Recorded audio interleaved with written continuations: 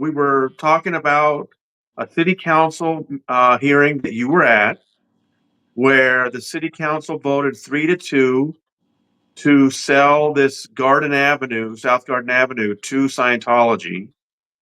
And the reason was, on one side you got the Fort Harrison Hotel, then you got the Flag Building, and then they want to build this L. Ron Hubbard Hall. So in between all that, they want to create this big plaza that's dedicated to Hubbard and everything, which would just make it an even bigger sort of Scientology central location, which is the last thing Clearwater needs, right? They voted 3-2 to allow that to happen, but that night I remember them saying, "Look, this is going to have to go through several more hurdles before it's finalized." Well, there was another city council meeting last night. You were there. And apparently a little snag has run into Scientology's plans. Explain to us what's going on.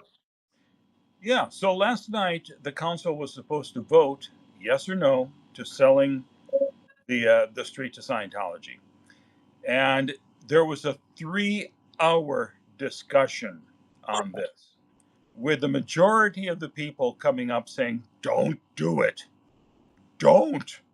There were a couple of people who said, "Yeah, it's a good idea." Um, but what happened? They were set to say to vote yes. There were 3 votes to say, "Let's do it. Let's pull the trigger and sell them that street." But then a local businessman and some entrepreneur. I don't know exactly what his position is. That guy's name is Brooks Gibbs. He came forward with a proposal that, hey, we would like to buy the street. We would like to put the African American memorial park there that was suggested by a member of the North Greenwood community in the last meeting. And this fellow Brooks said that I just found out about this. The city has to post a 30-day notice when they want to sell a piece of city property, and it has to go out in an open bid to the highest bidder. And they put an ad in local paper or somewhere. I don't know where the city does this, but traditionally you have to give a 30-day notice. If anybody else is interested in this, you can bid. So he found out about it at the last minute, and yesterday afternoon at 4 p.m. he sent out an email to the council and to the city with this proposal of his. And that threw a monkey wrench into the proceedings.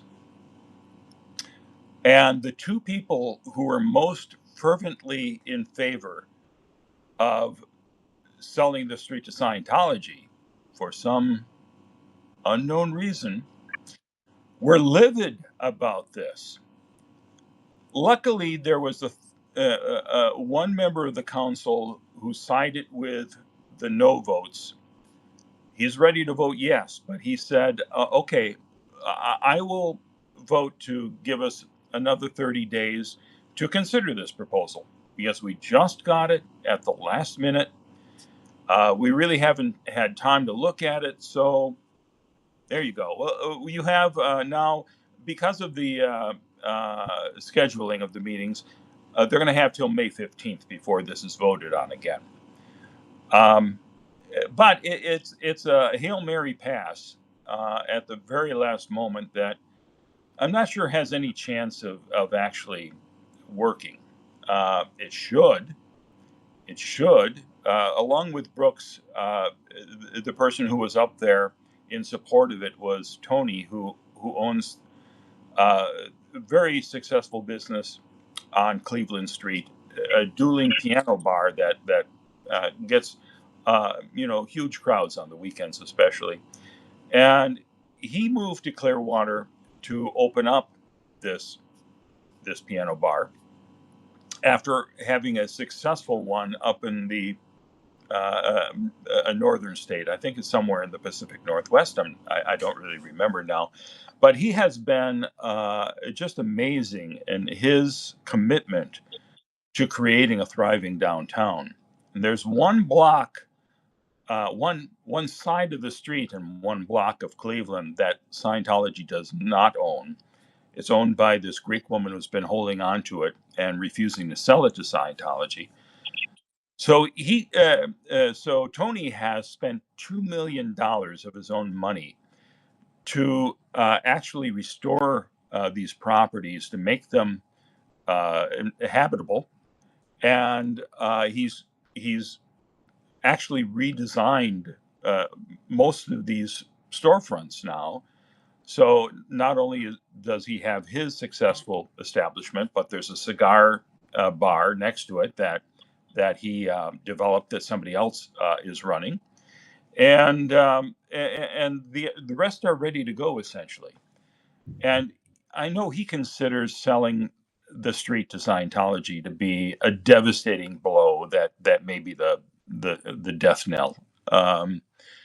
So he and Brooks are trying their damnedest to stop this sale and to do something worthwhile with the property.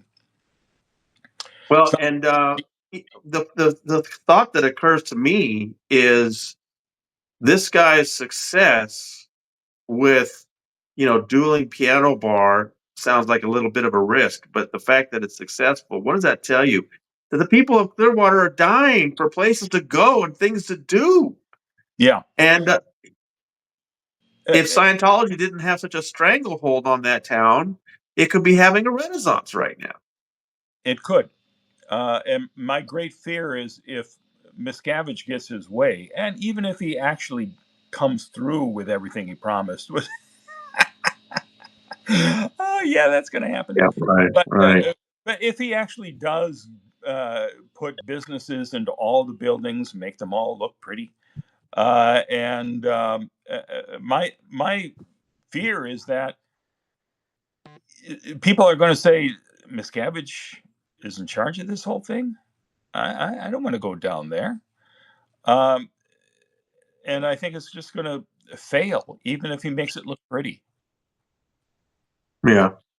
Well, and let's go ahead and explain a little bit further. So, for those of you just joining, hello, and if you're watching this on YouTube, please go to tonyortega.substack.com to get all of our stories. Sign up for free emails, get stories every day. Go to Mark Bunker's YouTube channel, Zeno TV, and he's doing amazing work there.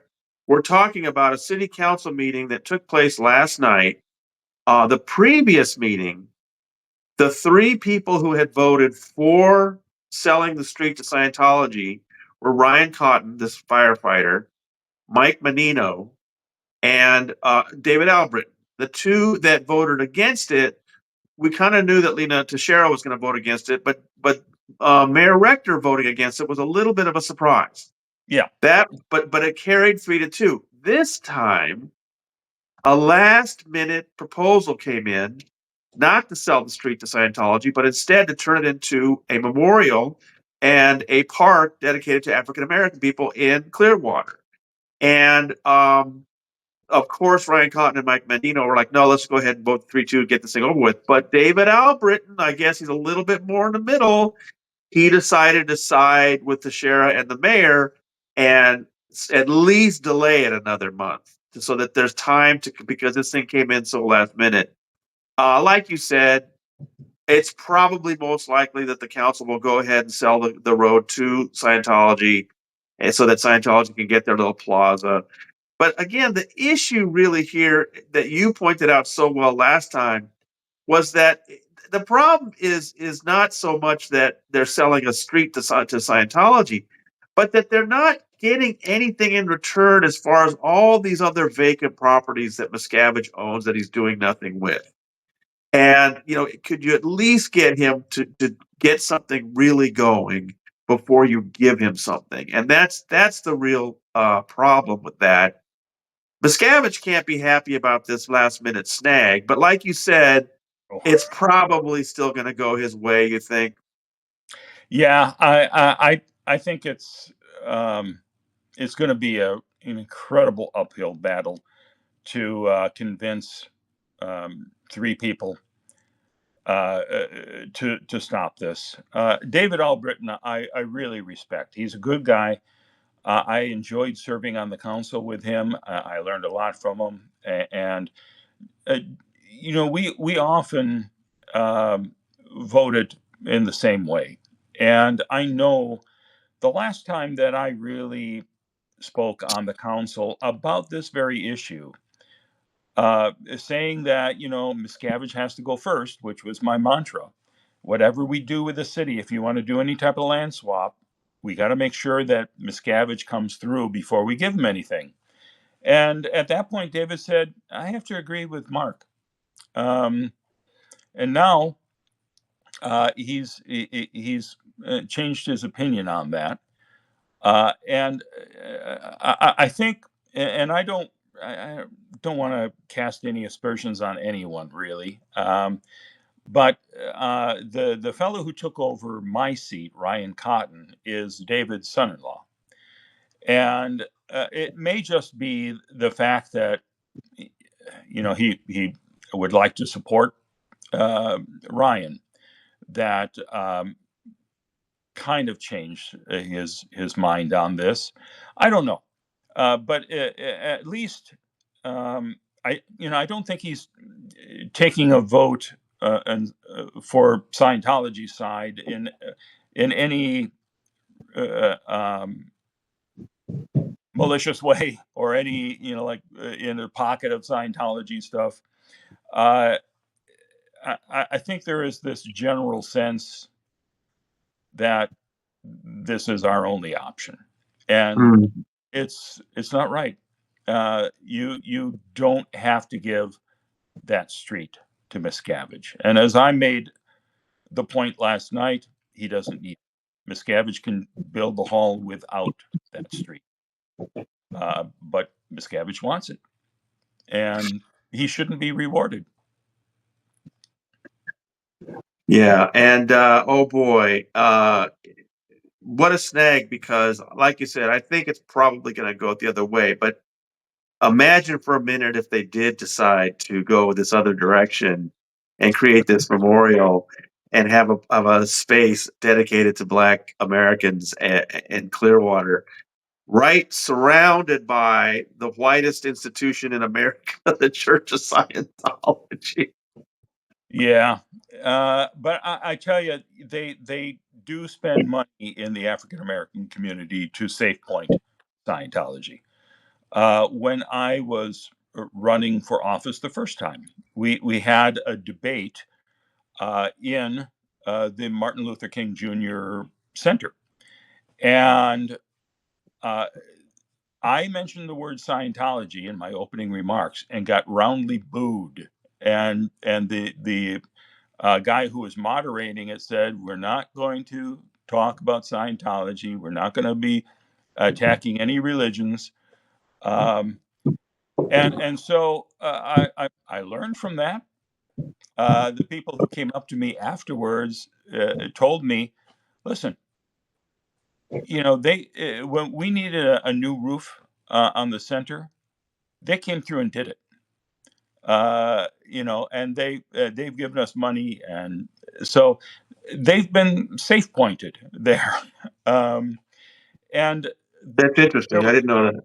yeah, and Jonathan Wade, who's um a reverend, um, he he's a good guy. I asked him for his support in my reelection campaign, and he said, yeah, he would do that. I didn't follow up with him though, so I didn't get his formal um, support. Um, but he got up to speak on behalf. Well, he said, it's better that we move that to the African American community as Scientology was pushing to do. That's a good tribute, but let's put it over in North Greenwood. Um, eh, so there's all of this Yeah, stuff that's working against the park being there. right. Snooky asked the question about whether there would still be a public right to way if Scientology got that street. That's my understanding because Brian Cotton said he said several times that night that this will be a park open to everyone. They want to create a park for everyone. And of course, my reaction to that is remember what happened when Mark Bunker tried to set foot on their other property over there. I mean, it'll be they'll make sure certain people don't get to step foot in it. But generally, they're supposed what they claim is that they're creating a what they want is this plaza dedicated to the way to happiness and L. Ron Hubbard leading you to this performance space, the L. Ron Hubbard Hall that will have a museum to Hubbard. Then you have and you look to your left and there'll be the flag building, and then back behind you will be the Fort Harrison. They're just trying to create the Vatican, basically, the Absolutely. Scientology Vatican, and this would be kind of a center point for it, which I'm sure to them is kind of like they want something that impresses these wealthy people that fly in. They Sure. don't really want the public to come in and go, "Wow, this is it, huh?" They don't really want the public in that space, but they will say that. Sure. And Ryan, who is the biggest cheerleader, and I have to say, I try not to be suspicious of these things, but there was more evidence last night that Ryan is really Scientology's council member. Because well, you can talk about this later, but there was another item on the agenda that he brought forth that Scientology was really for. Um, but both Ryan and Mike Menino, who's the other new council members who were fervently for selling this street, they're both very overtly Christian. Mike said at a recent meeting, "I'm going to pray on this and come to the right decision." I just wish they knew L. Ron Hubbard's thoughts on the issue. Yeah, And Ryan was just so ecstatic about the fact that, oh my God, Scientology is creating this beautiful park, this absolutely gorgeous park, and they're going to pay for it. The city doesn't have to pay for any upkeeps. I mean, that's great. It's nothing's going to cost us a penny. Oh yeah, it's going to cost you a penny, just not in the way you think. It's astonishing, and I'm tempted to send them my video that I made years ago about Hubbard's view on Christianity and there is no Christ and all this kind of stuff. I don't think they'd be receptive to it, but I'm probably going to mail it to them anyway. Um, because I being on the campaign trail with the guys, they were nice guys. I have no complaints about them. But watching especially Ryan's attitude about this is kind of hard to take.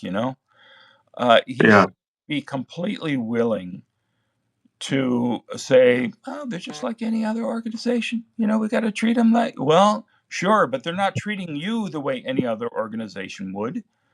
They're trying to continue their stranglehold on the downtown, and you can't trust that Miscavige has the city's interests at heart." And one of the nice things that happened last night that actually surprised me was another former council member that I had served with for a couple of years, Hoyt Hamilton, who was first elected to the city council in the year 2000 when I first moved there as part of the Lisa McPherson Trust. So I've known Hoyt for a long time. Hoyt and I don't always agree on things, and we didn't always vote in the same way.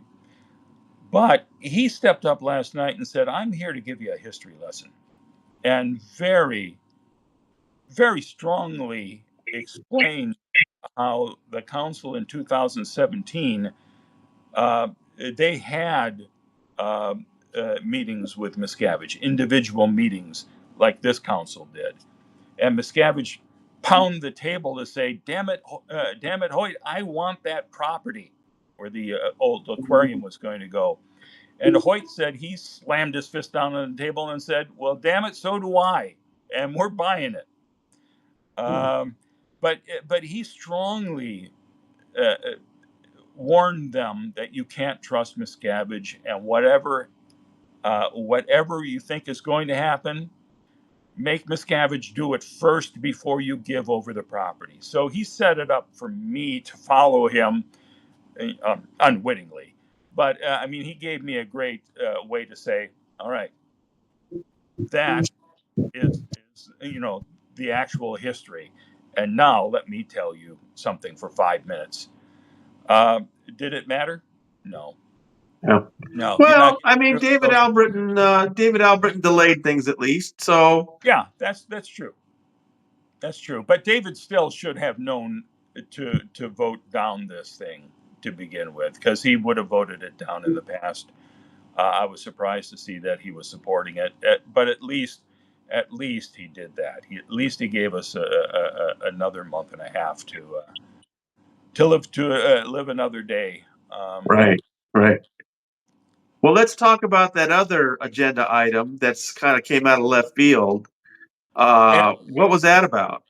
well, I actually was planning to speak on that as well, but I was so damn frustrated by Ryan and Mike, but especially Ryan, who both of these guys seem to be. And again, I try not to say anything negative. I try to be supportive, but there's an arrogance on the part of these two on the council, and it is kind of shocking for me to see. Um, and I feel a little sorry for city staff. I felt a little sorry for them that I was on the council. you know, I I was not an easy person to necessarily to have to be have them worried about. Oh God, is what kind of monkey wrench is he going to throw on this? But I actually worked well with him, and I respected everybody there, and I was not a huge pain in the ass. I don't think. Uh, but the way these guys are behaving on the council, Ryan especially just went ballistic at one point. Oh, I don't mean to bore you to tears with this, but early on, Mike Menino was frustrated that there was a possibility that people would vote against giving the street to Scientology, and he was saying, oh, "I don't understand. All five of us were a yes. We told we told our city manager to go ahead and negotiate this, and no, you didn't have five people saying yes. You said you had five council members saying you go ahead and explore it, and if the deal comes back and it makes sense, then yeah, we'd approve it. That's the same deal that I dealt with on the council when we were talking about a land swap with Scientology. I said, absolutely, go ahead, meet with Miscavige, find out what he's, planning, and if it actually makes sense for the city and we get something in exchange, I'll vote yes. But Mike was just like, we said yes, and now you're saying no. What? It was like, uh, and Lena, who is the voice of reason in these meetings, was saying, no, we didn't say yes. Um, and then at the end, when Ryan was saying, oh my God, I can't believe that we're delaying this, and uh, I tell you what, we have to. I make a motion that we just say that our city manager does all the negotiation in this, okay? It's like, what? That she does. That's the way. That's the way it's set up. She does all of this. So I don't know why you're having a fit over this. And that all that stuff just got me so frustrated that I just had to throw up my hands and run out of the place, almost screaming. So I didn't stick around to to talk about the other issue, which was fluoridation in the water. Ryan was the one who said, "We've got to stop this. We're poisoning the kids. They're it's causing mental retardation in the poor kids with the fluoridation in the water." And he brought in the state surgeon general. And when I saw this guy speaking at the work session, man, oh man, I got worked up over that. So I really wanted to lay into them over the fluoridation nonsense, because our Surgeon General was hired at the height of the COVID situation. Uh, and he's one of these COVID deniers. he's a Trumpist who um, has no real qualifications, and he was out there for herd immunity and refused to wear a mask even when he was meeting somebody who's was immunity deficient, um, and you know, it's the type of quackery that we have now at the highest level of government with RFK Jr. Not to get on the soapbox, but it's so dangerous to have people who have no respect for science in charge of things like this. So he gets up at the work session and is saying, just as a thought experiment, no, just bear with me. All the stuff you've known through the decades, just pretend you don't know that and listen to my quackery and just give it a chance. Um, so I wanted to go there and say, listen, the studies that they're relying on are based on information from other countries where the levels of fluoride in the water there are twice what we allow. And in Clearwater, we have even less in fluoride in the water than what the federal government allows. But man, there were a lot of people who got up looking at the video today and reading the newspaper article about it. There are a lot of people who got up in support of getting rid of the fluoride. But what really surprised me was in the newspaper article about it today, turned out hundreds and hundreds of letters came in uh, supporting getting rid of fluoride, and a huge number came from the Church of Scientology.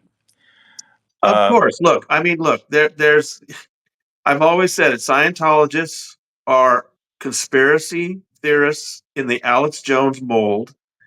The fluoridation thing is as old as the hills. It's one of the touchstones of crackpots that they want to get rid of fluoridation, and they want to get the contrails out of the sky. They call them chemtrails. I mean, yeah, all these lunatic quackery. So Ryan Cotton, right there, just lost all credibility. I mean, he's a crackpot. That's all. That's all that says. And and it does not Scientology. surprise me that the Scientologists are supporting that, because again, Scientologists tend to be Alex Jones style conspiracy nuts, and they fall for all these things. Fluoridation being one of them. But I also wonder if Scientology didn't suggest to him, "Hey, listen, this is an issue important to us." Um, and because he is so supportive of Miscavige and what Scientology wants, I'm really starting to doubt him. And I hate to say that, especially because I have so much respect for. Uh, eh, eh, Whatever the case is, he believes in things like that I certainly can't support. And when you have positions like that, I can understand, you feel passionate about it maybe, but um, I feel passionate about Scientology, but I try not to insult anybody else on the council, or, the only person I ever insulted was Miscavige, which is fun. Uh, um, How did but Cotton's proposal fly with the other city council members last night? luckily, and I was concerned about this, but luckily the fluorides won, so it's staying in the water. Um, but only I think because in what I saw of the final votes, Mike Menino was saying, "Well, this is being taken up on the state level now, so we should just wait and see what the state says and just go along with the state." Ryan was saying, "No, we have to do it now." Um, but I have a feeling if the state says we have to get rid of the damn fluoride, that the council will just do it like that. Oh, it was Okay, just well, it was the delay tactic, like the street sale. Yeah, okay, we won't do it today, but we'll do it soon. We got a nice hello from Cindy Plahuta. Cindy, hello. We are live with Mark Bunker. We've been talking about last night's city council shenanigans in Clearwater. Once again, the same city council member who is rapidly pushing Scientology's agenda was also trying to get rid of fluoride in the water. Surprise, surprise. Ryan Cotton, you are a quack. You're a wackadoodle. It's just a shame. Well, we're seeing what's happening on the national level. RFK Jr., this guy's, he's Secretary of Health and Human Services. He's also been working with a couple of OT8 Scientologist attorneys to fight Gardasil, the totally effective, wonderful vaccine for girls that prevents cervical cancer and is eliminating cervical cancer in this country if we just stick with it. Yeah. And so that's on a national level. It's scary how much Scientology involvement there is in this current administration. Yeah. But Clearwater has it triple because you've got the federal craziness right now, Florida state lunacy, and then the local situation too. So, wow. And I got to tell you, one thing that just pissed me off was after Mayor Hibbard quit in the middle of a meeting. We got one of the former mayors to come in, and his son was the man appointed to lead the Disney panel when the governor said, "We're firing everyone on the Disney board and we're taking it over," and he hired our mayor's son. I was like, oh God. Well, I couldn't say anything at all about it on the council because I felt like it would be too disrespectful. But then there's a guy and that his son is the main attorney for property developments in Clearwater, and so he handles stuff for Scientology and other people as well. I don't want to say anything bad about him necessarily because he's a good attorney and he's the go-to attorney that everyone goes to. So it's hard to fight him if you're in City Hall.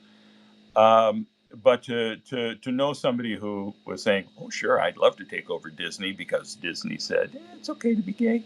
We can leave the books in the library." I thought, oh my God, I hate being surrounded by this stuff. It's and there's 120,000 people in Clearwater. It's hard to believe that the majority of people in that city really want it to be this way, with quacks and wackadoodles, with these crazy ideas, keeping that town from becoming what it could be.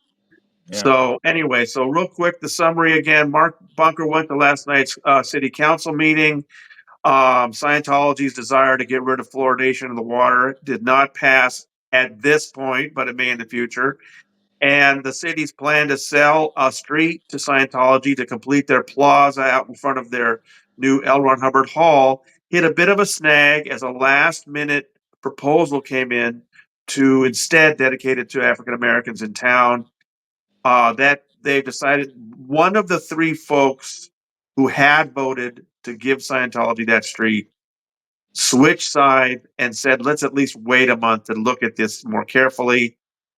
I agree with Mark that it's probably going to go Scientology's way eventually, but at least there's some more time for the other folks to put together their proposals. So we'll see. But I don't know, Mark Bunker, this town needs you so badly. And I hope some people there are really starting to learn this lesson. Well, I mentioned it after the last meeting when we first got up to speak about the street. The guy who ran against me, who was hired by Mayor Hibbard to run against me and take away anti-Scientology votes, last time he said, "I'm sorry, I ran against you." So I think yeah, if I run again, he'd throw his support behind. He has a printing company where he's able to print up signs for himself everywhere you look. So maybe I have some support. Maybe he'll give you a little discount when he make some signs for you this time. Well, I hope he would give them to me for free. But Yeah, we'll see. All right. All right, Mark Bunker, thank you so much. It's great that we have you there to keep us up to date, and we'll just see how it goes from here. all right, it's been fun. All right, talk to you later, everybody. Goodbye. Bye.